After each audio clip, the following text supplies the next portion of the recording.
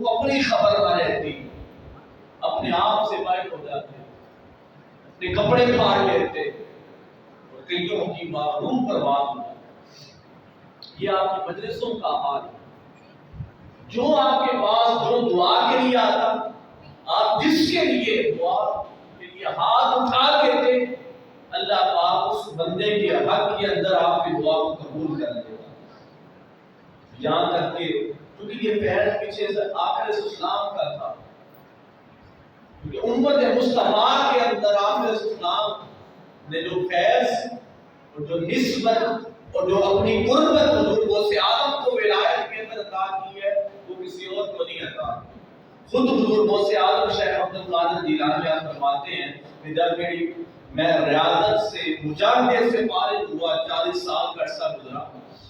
تو میں مراقبے کے اندر تھا کہ حالت بیداری کے اندر مجھے کریم آقا کی زیارت نصیب ہوئی، اور کریم آقا نے کہا اے بیٹے عبد القادر، اب لوگوں کو کچھ بات کیا کر، نصیحت کیا کر، کچھ بیان کیا کر۔ تو آپ کیونکہ اجمی تھے تو آپ نے کہا آقا آپ کا حکم سر آنکھوں پر ہے، لیکن میں عجم سے ہوں، یہ سارے عربی ہیں،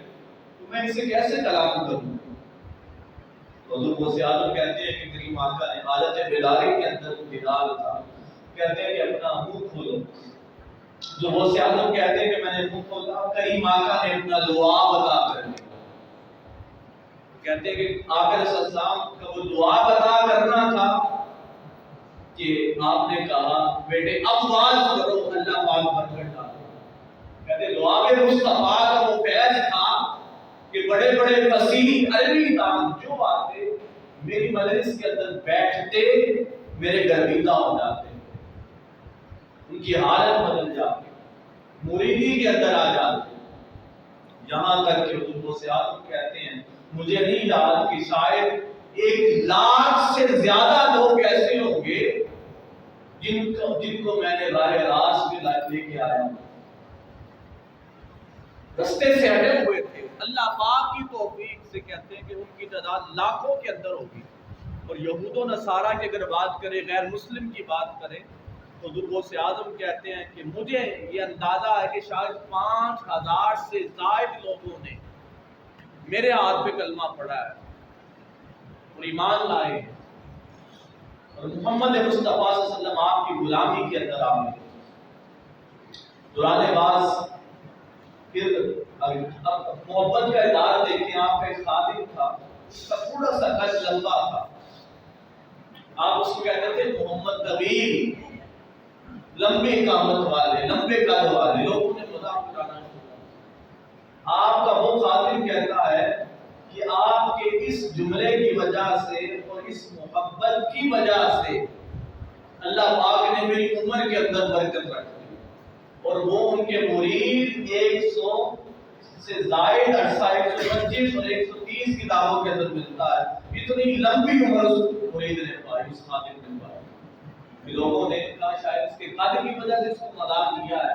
اللہ پاک نے عمر کے اندر برکت رکھی۔ اس طرح کوئی بھی حاجت کسی طرح کی بھی لے کے آتا، حضرت ابو حفص وہ بیان کرتے ہیں، کہتے ہیں کہ میرا ارادہ تھا کہ میں حج کے لیے جاؤں، بڑی دل خواہش تھی کہ حج کروں۔ اب سواری ایک تھی، ایک اونٹنی تھی، وہ کمزور تھی، نحیف تھی۔ اب کسی نے کہا کہ اگر کوئی حج کرنا چاہتا ہے اور کوئی سبب نہیں ہے، کوئی سبیل نہیں ہے، تو اس اونٹنی پر سوار ہو اور شیخ عبد القادر جیلانی آپ کے دربار کے اندر چلے جاؤ، آپ کی بارگاہ کے اندر چلے جاؤ، کوئی سبیل پیدا ہو جائے۔ تو حضرت ابو حفص کہتے ہیں کہ میں حضور غوث اعظم کے پاس آیا اور کہا اے شیخ ذرا توجہ کریں، آپ لوگ کس مسئلے کے لیے آئے ہو؟ آپ کہتے ہیں کہ میں نے نام بھی نہیں بتایا تھا، لیکن آپ نے میرے سوال سے پہلے میرا نام پکار دیا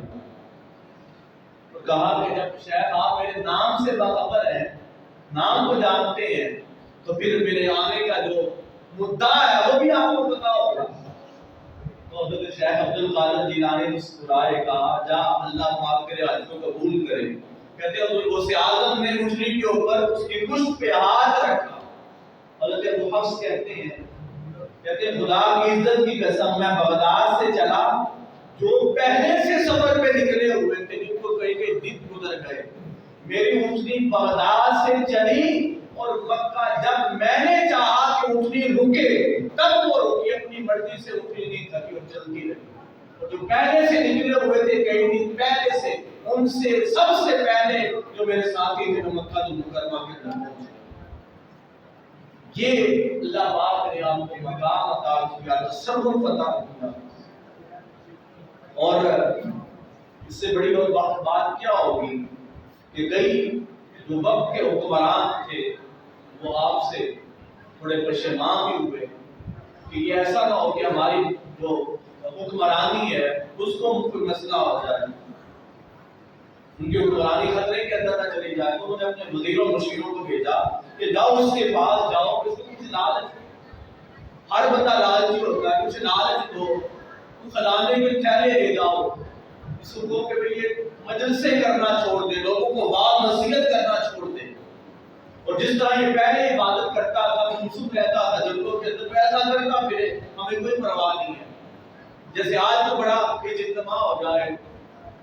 وہ حکومتیں جو یہ مقام جاتی ہیں ان کو خطرہ درپیش ہو جاتا ہے کہ شاید ہماری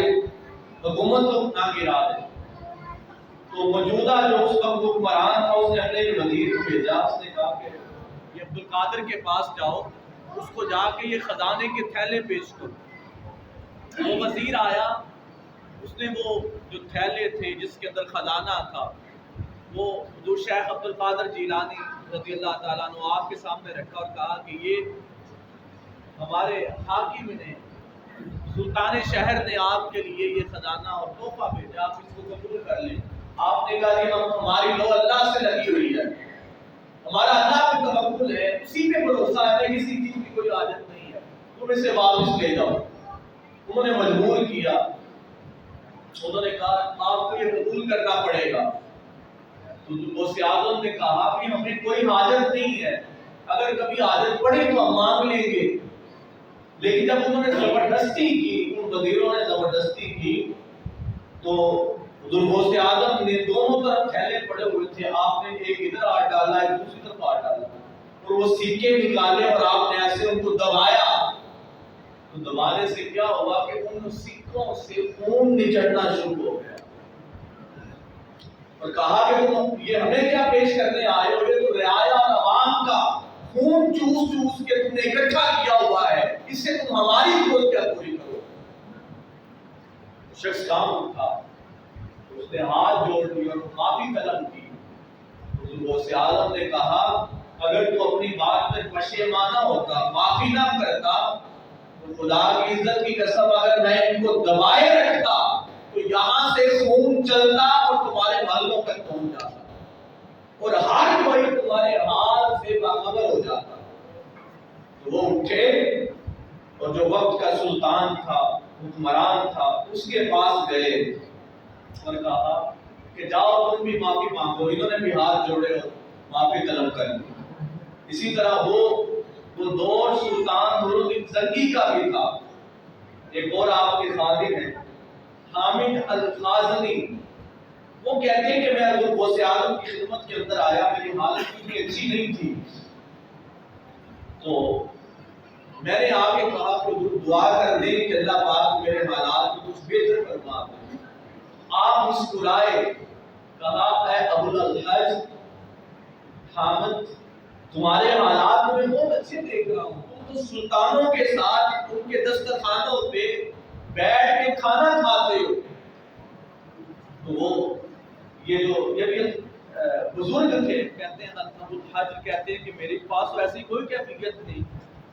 گھر کے اندر تنگی ہے، کوئی وسعت نہیں ہے، پریشانی ہے،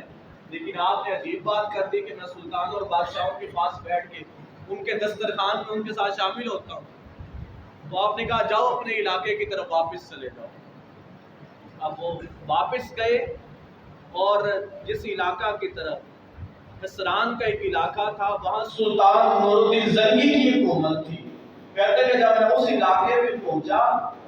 تو اس کو پتہ نہیں کیسے خبر ہو گئی، سلطان نے مجھے بلایا، کہا ابو الحج کو بلایا جائے، کہتے ہیں آیا اور کہا آج کے بعد تمہاری ڈیوٹی میرے ساتھ ہے، میں تمہیں اپنے نالوں کا مقرر کرتا ہوں۔ کہتے ہیں بس اس دن کے بعد تھا کہ جو وزیر مشیر جو باہر سے لوگ آتے یا سلطان کے ساتھ کہیں سفر کرنا ہوتا تو سلطان مجھے ساتھ رکھتا، جو خود کھاتا دسترخوان پہ مجھے بھی اپنے دسترخوان کے ساتھ شامل کر دیتا۔ یہ بزرگوں سے عادت کو یہ تصرف ہے، یہ مقام ہے۔ یہی ہے کہ آج